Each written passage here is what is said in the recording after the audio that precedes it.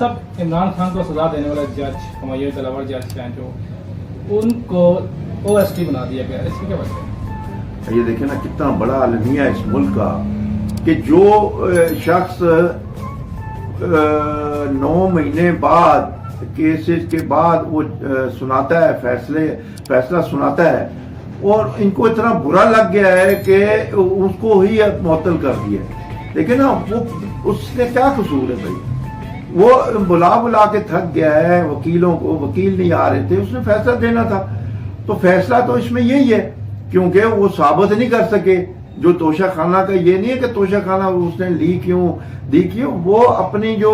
Tax return ہے وہاں وہ پیسے شو نہیں کیے خان صاحب نے،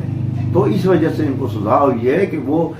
صادق امین ڈکلیئر تھے نا، ثاقب نثار نے کیا تھا، تو اس کیس میں وہ صادق امین جو تھا ان کے اوپر لقب تھا وہ ختم ہو گیا ہے، وہ ختم کر کے ان کو مجرم قرار دے کے سزا دی گئی۔ تو ہمایوں اختر جو ہے، ہمایوں دلاور صاحب جو ہیں وہ ابھی واپس آئے انگلینڈ سے اور ان کو OSD بنا دیا، یہ ان کو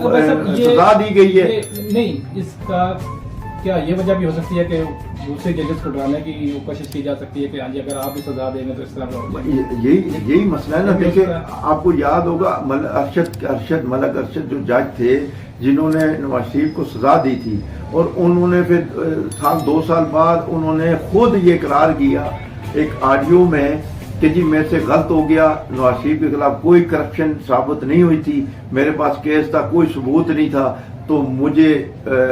دباؤ میں لا کر اور مجھے بلیک میل کر یہ سزا دلوائی گئی، میں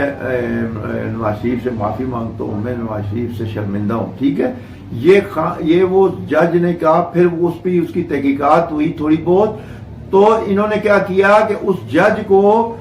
اس عہدے سے ختم کر دیا، یعنی اس کی پینشن، اس کے جج کا جو عہدہ تھا وہ اس کو بالکل ختم کر کے اس کو فارغ کر دیا تھا، یعنی اس نے سچ کہا، اس سچ کی یہاں سزا بہت بڑی آپ کو دینی پڑتی ہے۔ شوکت عزیز صدیقی نے کہا کہ مجھے کہا گیا جنرل فیض حمید نے کہ نواز شریف اور مریم کو 2018 کی الیکشن میں اندر رکھنا جیل میں، یہ شوکت عزیز خود کہہ رہے ہیں جو اس وقت جج تھے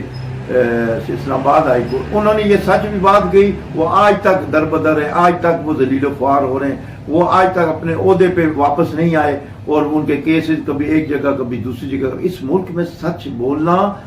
آپ سمجھیں کہ آپ کو ذلیل و خوار ہونا پڑے گا سچ بولنے سے، اس لیے لوگ سچ نہیں بولتے، کتراتے ہیں، ڈرتے ہیں۔ جھوٹ کے لیے جھوٹ کے لیے آپ بولیں، آپ کے ساتھ لوگ جڑ بھی جائیں گے اور آپ کو بتائیں گے، راستے بھی سب بتائیں گے، لیکن یہاں سچ جو ہے نا اس کی انتہائی یعنی قلت ہے، اور لوگ اگر کوئی کہتا ہے تو اس کو یہ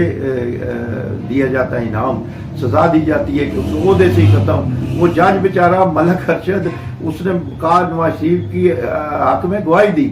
شوکت عزیز ایک معتبر نام ہے، اس نے گواہی دی، حامد خان جو PTI کا جو ہے وکیل ہے عمران خان کا بھی، اس نے گواہی دی یہ غلط کیا ہے نواز شریف کے ساتھ، لیکن وہ ارشد ملک صاحب بیچارے وہ مر گئے، کس طرح مرے یہ بھی لوگ اگر وہ تحقیقات کی جائے نا تو وہ بھی سامنے آ سکتی ہے کہ وہ کس طرح مرے، کیا ہوا۔ اسی طرح وہ جسٹس تھے وقار جنہوں نے پرویز مشرف کو سزا دی تھی، ان کو بھی اسی طرح دربدر ہوئے اور وہ بھی اسی طرح اچانک ان کی موت ہوئی۔ تو یہ جو 4-5 موتیں اکٹھی ہوئی تھی، اس کی اگر تحقیقات کی جائے نا تو یہ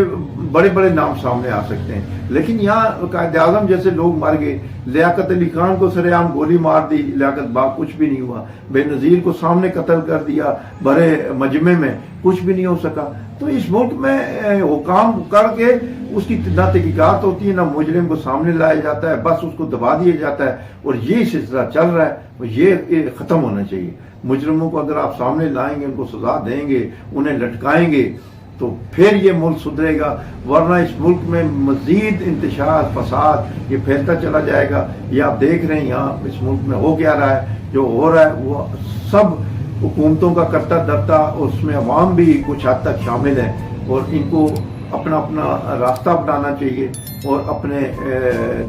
جو دائرہ اختیار ہے اس سے باہر نہیں نکلنا چاہیے، اور قانون پر सबसे बड़ी बात कानून और इंसाफ पर अमल दरामद होना चाहिए, गैर जानिबदार मुनसिफाना